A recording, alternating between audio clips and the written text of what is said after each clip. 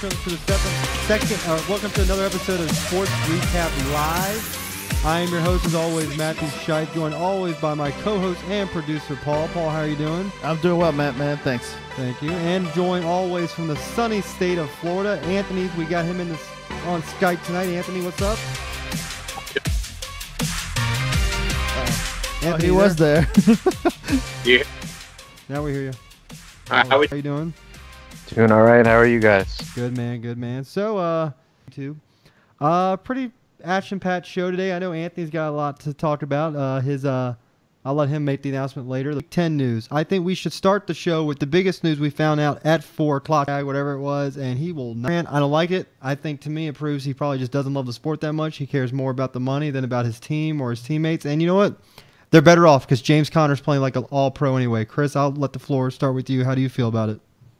I have no problems with it. He's taking care of himself and making sure that he's... The other running backs, do you think any top running backs would ever do something like this? And I'm talking about Emmitt Smith. I'm talking about Barry Sanders. I'm talking about Adrian Peterson. Would any of them walk away from the field or their team like this? No. Well, let me ask you a question. When let's call him the best running back right now in the league, Todd Gurley, gets guaranteed, what is it? I think it was at $45 million?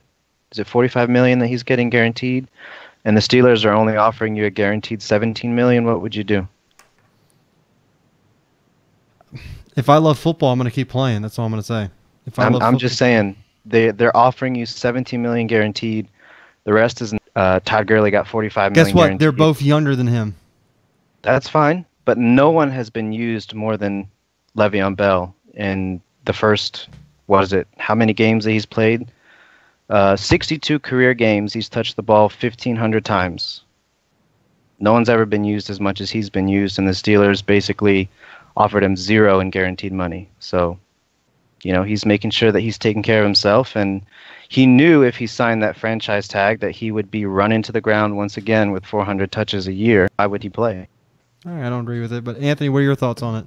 Just saying. People have raised is the fact that years ago, Le'Veon Bell had sent out a tweet. I don't remember the exact, but he basically said something along the lines of that if you're not injured, sit out this season. I get why he's sitting out because, like Chris said, he's trying to make sure his long-term health is, the first and foremost. That is the main thing. He knows he's going to get a contract. Even if he doesn't stay with the Steelers, didn't play at all, he knows another team is going to give him money next year. Someone is going to want a talent like Le'Veon Bell, even missing a whole season, to be on their team as their starting running back. So I know he's banking on himself that he can do that, which he should. Right. But you have to take into account and played. Case in point this year is Earl Thomas. Earl Thomas did not want to play. He had said multiple times he wanted out of Seattle. He didn't want to be there. He wanted a contract. He wanted something, or he wanted to be sent. He wanted to be traded to whatever team it was. Right before the trade deadline, a lot of teams were calling for him. He unfortunately has a very unfortunate injury. He's out the whole season now. Mm-hmm. So Le'Veon Bell tweeted out after that something, I don't remember again, but he wrote basically like, don't worry, I'm going to take care of this for us. Basically saying that he was going to make sure that he was the example that you can do that. Want to play? Sure, you're leaving money on the table, but a game that you should play 100%. But at the same time, it's a different level. It's a different style now that they have in some of these things. And Le'Veon Bell basically saying that his health is more important than his teammates. I can understand that. Can I get behind it as if I was a football player in his locker room?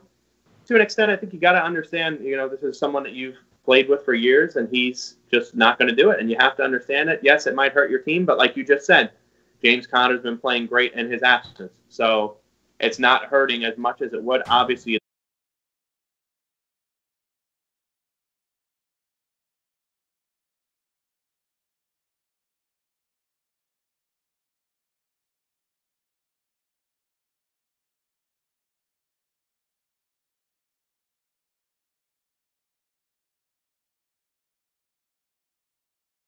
point that, it obviously hurts your team not having a player of that talent in the lineup every day. But do you even see any of it of how?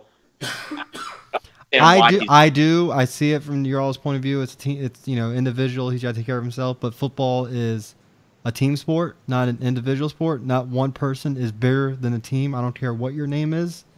Then why not? Then why not have every positional player get paid exactly the same? If that's the case. Because they base it off how well you play. Right. And so you don't think he's played well enough to earn a Todd Gurley contract? He does. He has played well enough, but that doesn't. But okay? You're talking about the money. I'm talking about from a team standpoint. Like, I coach high school football. I wouldn't want a kid like that on my team. That's just me, me, me, me, me. You can take a That's hike. not a paid sport, sir. You're talking about a voluntary, football team. Okay, in any talking about sport, this is I your don't job. want a selfish player. I don't care if it's high school, college, or NFL level. Okay. I don't So want that type of player. Let's make the example of your current position right now. You don't have to say where you work or what you do. But if you were never to get a raise, but they just kept adding more work to your